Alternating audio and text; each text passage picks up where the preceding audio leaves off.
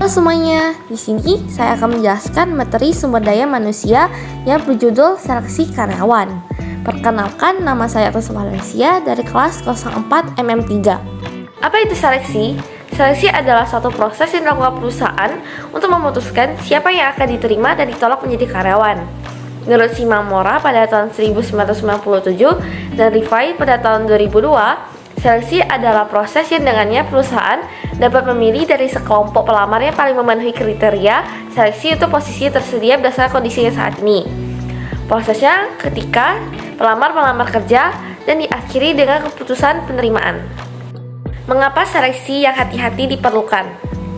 Karena yang pertama, kinerja manajer sumber daya manusia tergantung pada kinerja anak buah atau karyawan. Yang kedua, biaya perekrutan dan mempekerjakan karyawan tinggi. Yang ketiga, implikasi dari mempekerjakan karyawan secara tidak kompeten adalah mahal dan bisa berakibat tuntutan terhadap kelalaian dalam mempekerjakan. Kriteria seleksi. Yang pertama, pendidikan formal. Perusahaan cenderung menetapkan syarat minimal pendidikan formal dan jenis pendidikan. Misal untuk jabatan akuntansi, kriteria pendidikannya adalah sarjana akuntansi. Yang kedua, pengalaman kerja. Perusahaan sering menganggap pengalaman sebagai indikator yang baik untuk mengukur kemampuan dan sikap yang terkait dengan pekerjaan. Yang ketiga adalah karakteristik fisik. Karakteristik yang dimaksud adalah karakteristik fisik yang berhubungan secara langsung dengan efektivitas kerja. Contohnya ketajaman penglihatan sebagai kriteria seorang pilot pesawat. Yang keempat, karakteristik kepribadian dan tipe kepribadian. Karakteristik pribadi meliputi status perkawinan, jenis kelamin, dan usia. Dan tipe kepribadian merujuk pada sikap yang memiliki seseorang dalam hal bersosialisasi, berkomunikasi, bekerja sama, ketekunan terhadap tugas, kemandirian, dan penyesuaian diri. Selanjutnya ada sasaran-sasaran seleksi. Yang pertama, efisien. Efisien pada sasaran ini berkaitan dengan upaya untuk melakukan seleksi secara cepat dan dengan biaya yang efisien. Proses seleksi yang efisien memastikan bahwa waktu dan sumber daya yang dikeluarkan selama proses seleksi sebanding dengan hasil yang diinginkan. Yang kedua, ekuitas. Ekuitas pada sasaran ini menekankan perlunya memperlakukan semua calon karyawan dengan adil tanpa diskriminasi atau bias tertentu. Selain itu, ekuitas juga mencakup keberagaman dan inklusi sehingga semua individu memiliki kesempatan yang setara dalam mendapatkan pekerjaan. Yang ketiga ada keakuratan. Keakuratan pada sasaran ini menuntut bahwa proses seleksi mampu menilai keterampilan, kemampuan dan kepribadian calon karyawan dengan akurat. Dengan demikian, perusahaan dapat menghindari kesalahan dalam memilih karyawan yang sesuai dengan kebutuhan organisasi. Yang keempat ada keadilan. Keadilan dalam seleksi mencakup pemberian kesempatan yang sama kepada semua calon karyawan tanpa memandang latar belakang, jenis kelamin, atau faktor diskriminatif lainnya. Keadilan juga melibatkan transparansi dalam proses seleksi. Yang kelima ada keyakinan atau reliability dan validity. Keyakinan dalam konteks seleksi merujuk pada reliability dan validity, instrumen dan metode yang digunakan dalam proses seleksi.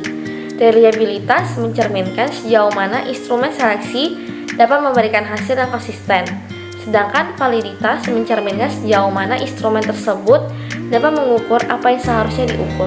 Selanjutnya ada masalah-masalah yang sering ditemukan dalam pewawancara.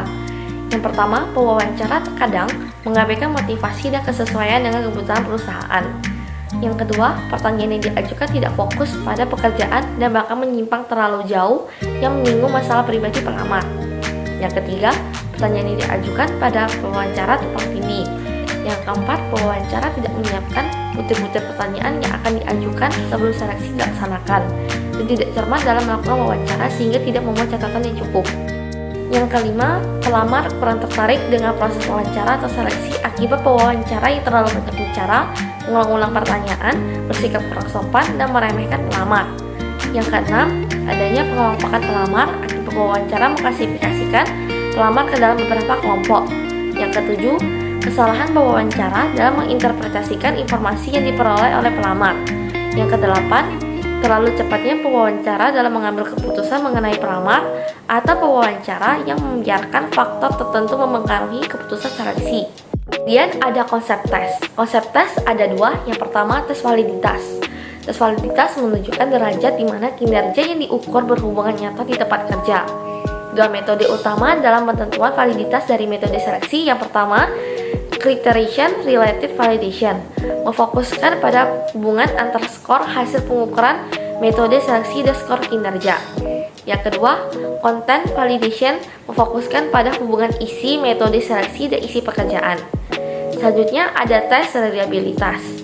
Tes ini adalah derajat atau tingkat di mana suatu alat ukur bebas dari kesalahan acak atau random. Yang pertama, suatu pengukuran dikatakan reliable bila konsisten over time dan over different context.